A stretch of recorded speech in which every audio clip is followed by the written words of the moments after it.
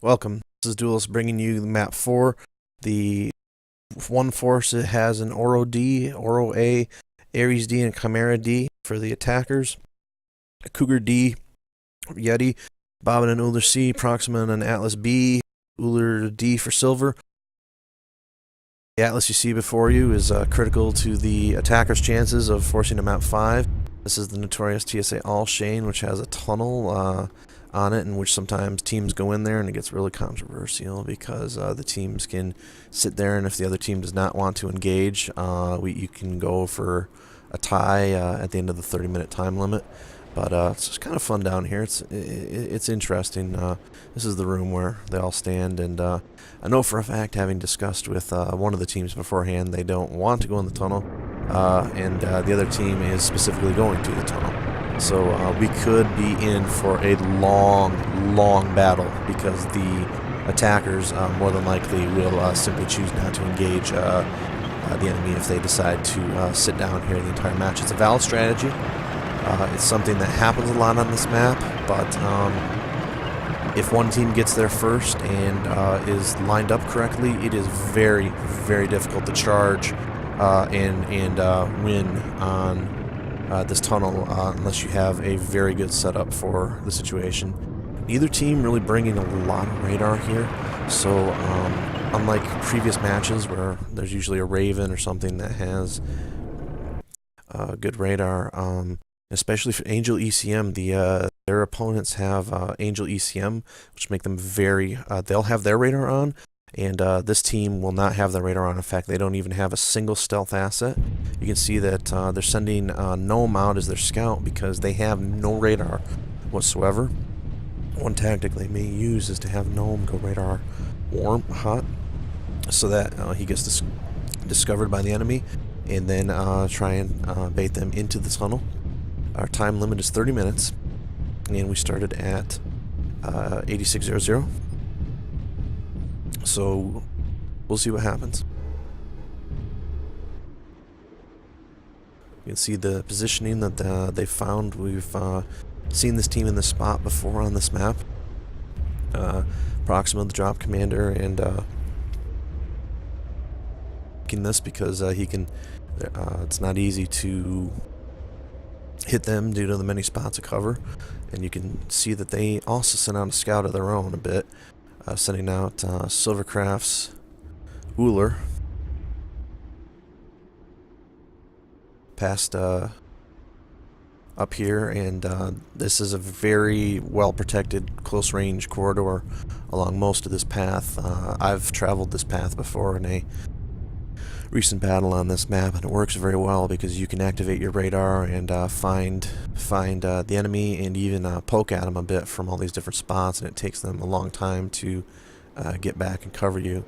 And so now that we see that the attackers are attempting to be as defensive minded as the defenders, and given that they have the Angel ECM in the range to combat the Chimera, right now I think that the both teams better settle in. We're going to be in for a long battle here. Let's move our attention to our defenders as we now see that they've cautiously sent Gnome slightly outside the tunnel, attempting to, remember, he has to have visual in order to find anything unless they purposely tell him to turn his radar on, at which point he might be discovered. He has to be very careful because in that tunnel, the 40-ton asset that he's in is a very powerful tool, and when you're only playing 4 players on 4 players, every asset's critical. And so Gnome has to be careful not to die, but at the same time, any visual information he can provide his team is absolutely critical while they sit down in that tunnel right now. This is a very big map, and given the few number of players, I think that we'll just stick to following the players for now. Tanks staying down. Looks like they might have sent out a second scout. Nope, there he is. Meanwhile, on the next level, Yeti and Proxima are sticking up. Looks like that we've had a hold at one point, and given the way this match is going, it's going going to be absolutely critical for us to keep track of time. So we'll have to keep an eye on the video when teams weren't moving. But for now, let's say that there was a 1 to 2 minute hold. And let's increase that.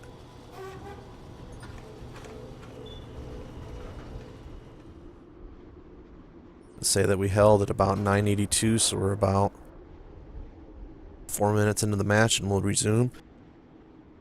Which will leave 26 minutes left when we battle. Of course, we'll go back and check the video to be precise on that, but you know, sometimes you just have a disconnect, and when somebody disconnects or has a connection issue and gets dropped from the server before the combat begins, that's fine. But as soon as we start having, if anybody lands even just one shot, then there's no more holds. The players can attempt to get back to their asset. But if the asset despawns due to the server settings, or they get killed on the way back to their asset, or the asset gets killed, they are effectively removed from the match. So anyway, so right now you can take your time getting back, but I've been there when we can't call for a hold, and I've been disconnected, and I'm a critical asset to my team, and you have to haul back. You're supposed to take either a harasser vehicle or on foot.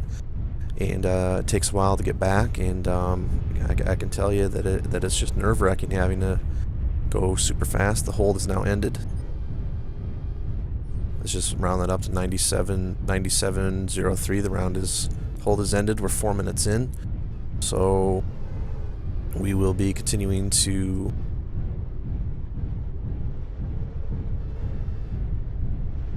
we'll be continuing to 48. Give or take, and we'll stop the match if need be at around 45. Bob has now been sent in to, along with Yeti, to move out a bit, so they are now not sitting put. The tanks still in there, which leaves Gnome, which means that Gnome has probably been discovered. You can see that they've pulled all of their assets out from that hiding spot, away from that group of buildings that Proxima had them in earlier. You can see that this map plays small, but it is actually very large in terms of combat area. Gnome has possibly been discovered, and I'm not entirely sure right now that he realizes that. He's moving at a fast pace. Maybe he has detected them and is attempting to run away, which could very well be here, and he'll try to get back into the tunnel to his team. But no, he stops. He's still trying to find the other team. Remember, he has no radar, and the other team has Angel ECM. If they discover him here, Gnome will be in a lot of trouble in a hurry. But keep in mind that the distance that he's at and the hill impacts the radar signatures, so he very well could still be protected here. You can see him moving his torso around, so you can probably assume that he's still trying to find things. But if he sees 4 enemies coming for him, he will simply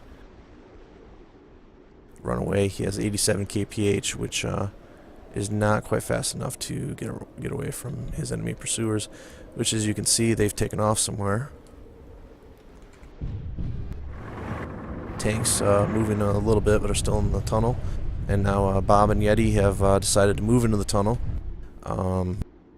Proxima deciding that they do not want to they do not want to simply go for the tie. They want the victory. And so they're going to try a pincer maneuver, I believe, where they send 2 assets down into the tunnel on opposite ends. Timing will be absolutely critical here if that's what they're doing. As you can see them approaching here, and they are moving down here, forcing the 3 tanks, and they now have a 4-3 advantage, but those tanks are heavily armored, can take a lot of damage, and now have a bit of range going on with the pincer maneuver. Those lights cannot take a lot of damage. That tank will take them down rather easily. Serpent is trying to support to move Burner, but right now Bob and Yeti like their odds to try and take out Burner. Bob may go down here. Bob, a very smart player, attempting to take on Burner, but they now fight 3-3. They get Burner. They have the advantage now. They will now move in on these tanks as fast as they can. Bob will try to play smart and get into cover and let his teammates get in with the Atlas and the Uzil. You can see that they only brought, they have their 3 assets remaining. If Bob goes down, we're right back to having anybody's team. Now Proxima will attempt to move forward, take some damage, but not allow them to focus. And now Art of War will attempt to get his attention, and this battle is almost over. Art of War will attempt to do as much damage as he can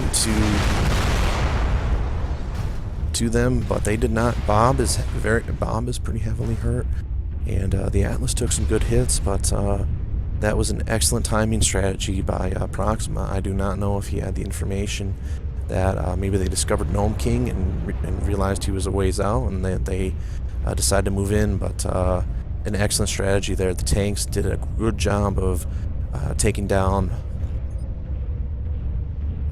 Yeti, but it's rare. That's the first time in a long time these veteran eyes have seen a team utilize a pincer maneuver on the opposite ends of the tunnel and actually have it work out, because of the timing and knowing how to distribute your weapons loadout and when to back off. So many factors in that tunnel, but completely surprising to me. I thought we were going to be in for a 30-minute battle here, and you can see Gnome way out there. Bob is going to head out, and he can report Gnome's condition, and given the 3-on-1 advantage they have, and the fact that Gnome has absolutely no range whatsoever, Bob can be as aggressive as he wants here. And even if he loses his asset, he'll say Gnome King is in this position, and now Bob will move in, and Gnome can't do much here. You gotta start. You can take down some assets. Maybe you can take down Bob, and then that hurts the attackers because then they lose that asset and have to buy a replacement. But now Gnome deciding to focus on silver. Bob can sit back and focus on Gnome's back and side. This should only probably be a matter of time, but Gnome is a proud warrior like us all, and he certainly would like to try and take down a mech or two before he goes here. The Atlas is slowly moving up. It's in range now, and Gnome will try to get Bob before he goes down, but the attackers will now force a Map 5. And we will see you on Map 5, TC and Colossus, which will be a completely different strategy with its super long range in the next battle. We'll see you next time, everyone. Thank you for watching the Cast Merch Network.